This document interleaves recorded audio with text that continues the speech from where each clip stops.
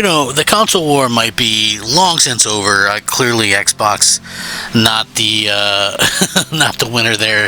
I think it's probably one of those things that goes without saying. Microsoft doesn't really care about the console at all anymore at this particular point, but it doesn't mean that they don't have a spot. If you think about things in a way that they actually are, like Microsoft has bought the top publishers in gaming, some of the top IP in all video games, and of course they're seeing a tremendous amount of success thanks to those things, and they probably will continue to see success as a publisher. Like, when it's weird to me when people are like, oh, well, Xbox is back or something like that, because I think it's kind of clear that Xbox will never be back in the way that most of us look at Xbox, which is as a video game console itself. I think that has long since gone, but I think people are starting to realize that the publisher and maybe Game Pass as a thing are pretty big and pretty important things as well. As somebody who is a fan of Xbox the console, it's sort of bittersweet to see the way that this has kind of come about, but I did want to get into it. What's up, everybody? I'm Crap Gamer, of course, with another video. Thank you guys for checking it out. Like, share, subscribe, I would appreciate that. I do daily gaming content, so if you guys are looking for that, hey, look no further. I try to do that every single day, and I appreciate you guys when you like the videos. It's every day I do something a little different, a little bit fun and entertaining, so yeah, there is that. So what I've noticed now is people are starting to give Game Pass its flowers, and I know some people have been a big Game Pass supporter for a long time. Like, I've pretty much had it since the beginning. I took advantage of a lot of the things where they're like, get it for, exchange gold for it and all this kind of stuff. So I've had it for a long time. There's been many years where I thought it was a complete waste, even though I didn't really pay much for it. And then there's times where, like this year, I think that it's finally starting to be what it should have been probably from the beginning, and people are kind of just now starting to take note. So, it's always sort of an interesting sort of situation with these things. 2025 has been a massive month for Xbox Game Pass. There's some new additions, and people are really starting to take notice. But why? Is because they're getting games that are very highly rated, and I think that makes all the difference in the world, which is pretty much what I said they needed to do in the first place. Unfortunately, if you're a console fan, each success that they see without the console is a nail in the console's coffin. So yeah, kind of unfortunate. But yeah, it's kind of crazy. The brand new additions to Game Pass are typically the most exciting updates in any given month. So far, April has been, including some other games like Grand Theft Auto 5 made a return to Game Pass, giving fans a chance to play the game. Who hasn't played that? That game's been on sale for $5, so if you haven't played it yet, I don't know. I don't look at that as like some big deal, but Oblivion Remastered Shadow dropped on Game Pass this week, giving subscribers a chance to relive Bethesda's classic with significantly improved graphics and gameplay. The Remastered has been an instant hit, but not only the reason for Game Pass subscribers to be excited, Claire Obscure Expedition 33 is coming to Game Pass as well, which again, I think it's already out. And this game is getting a hugely impressive 92, 93 Metacritic, which is insane for a studio's first bit of games. Like, can you believe that? Like, that's absolutely crazy to see how that has happened. But yeah, like, absolutely insane. I just think that it's just one of those things that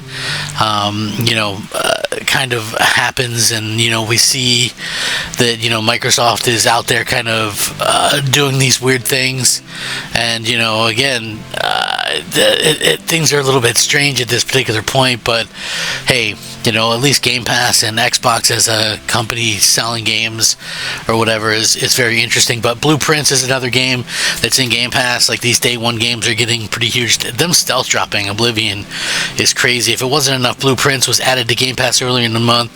It's a critically acclaimed puzzle game that at one point in time also earned the title of highest new rated game of 2025. Game Pass Ultimate, securing these incredible games day one is a huge for the service and ensures its subscribers are getting getting the bang for the buck, to say the least. And with game prices kind of going up, like Nintendo games, 70, 80, 90 bucks, who knows. Again, and Game Pass's hot streak has no signs of slowing down anytime soon, as Doom: The Dark Ages is coming on May 15th alongside a variety of other games. And then Xbox's big showcase June 8th is sure to have many more exciting announcements for the subscription service. And by the time it's all said and done, 2025 could be the biggest year for Game Pass to date. Of course, it's a real shame because, like I said, and a little bit bittersweet, because even though you're going to have Doom and Outer Worlds 2 and, in terms of exclusives, it's very little. You had Avowed, which, that'll probably end up on PlayStation. You had South of Midnight, which was decent, and that'll probably, I don't know, maybe it'll end up on PlayStation. Depends if the juice is worth the squeeze, really. But you'll have Call of Duty come out later. But again, yeah, it is I think Game Pass is finally where it should have been all these years. Like, anybody who was really kind of capping or saying that, Game Pass, what are you doing? You should be on Game Pass. Like, before this year, I think probably we're lying a bit. And, for me anyway, I look at these things and I say, I think it makes sense to have Game Pass for a certain type of person. But I'm not looking at Game Pass as some huge, thing until this year. It's like, I could have pretty much lived without it, to be honest with you, because in terms of the first party stuff, Microsoft was very hit or miss, and then they, of course, went out and bought all these companies or whatever. So it's like, okay, well, you want to play some of these things and you're going to save money. Let's just be real. Outer Worlds 2, Doom, Clair Obscura looks good.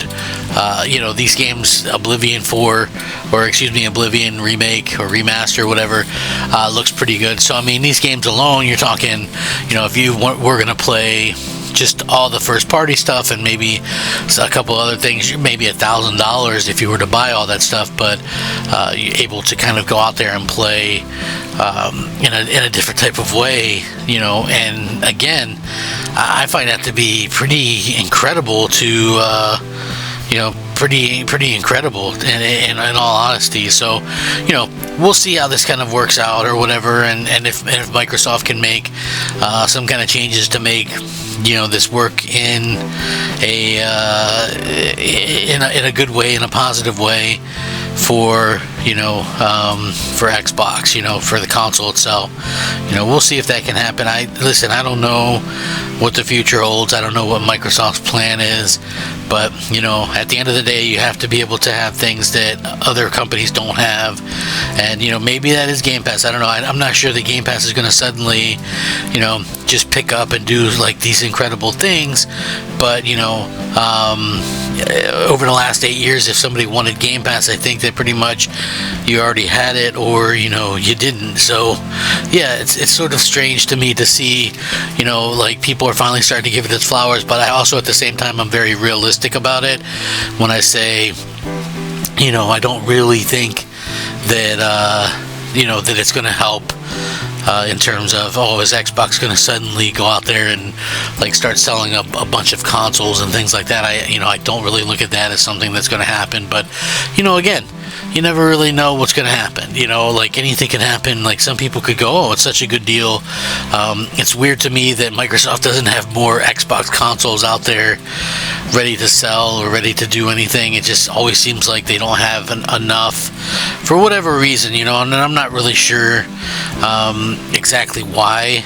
But again, we'll see what happens. Microsoft has been strange lately, and I think we're going to have a better idea about what the future is going to bring quite shortly. If they start putting PlayStation logos and Nintendo logos on all their stuff, things could even go further south on the console side of things. So, we'll see.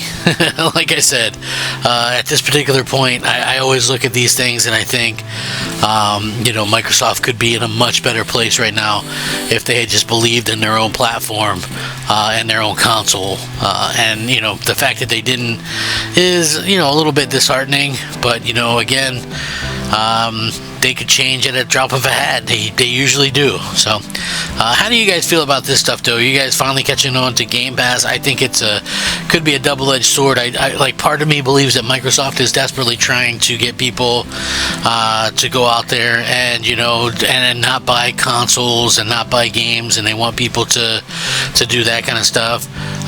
You know, they want people to get used to, you know, not owning their games and things. But, you know, again, we'll see. Anything can happen, and it probably will. Thank you guys so much for watching. Please like the video. Rack 'em up. Crap Gamer, out.